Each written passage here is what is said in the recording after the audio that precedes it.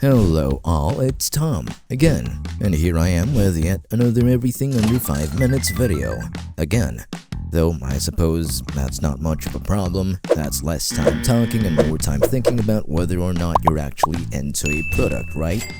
Well, with that being said, today we're talking about the LG 27-inch Ultragear, a monitor from LG at a size of, you guessed it, 27 inches.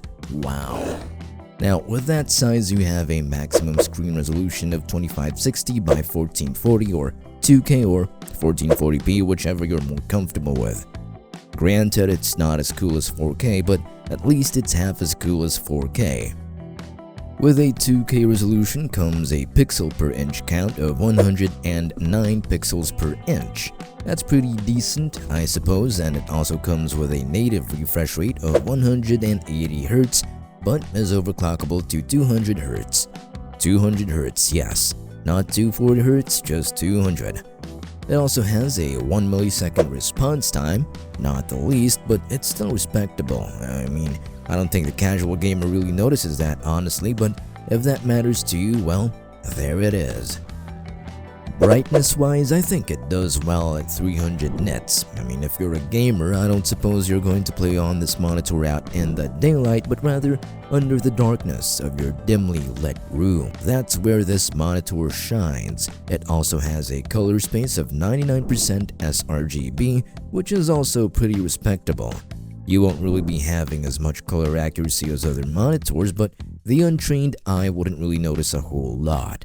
That means it's also not going to be the best monitor for Photoshop or video editing or professional workflows and all that, so just a little bit of info for you. It has support for NVIDIA G-Sync and AMD FreeSync, which, on top of the 1 millisecond response time and 180 Hz native refresh rate, that should make your gaming experience a whole lot smoother, snappier, responsive-er, and better-er. Now, LG advertises this monitor to have a gamer-centric design, and they aren't any further from the truth.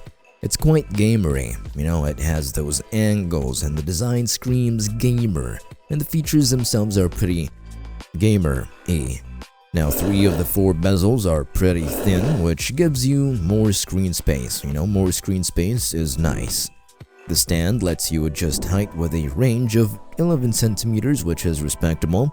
Orientation, such as landscape and portrait, swiveling it from left to right, and tilting it backward and forward.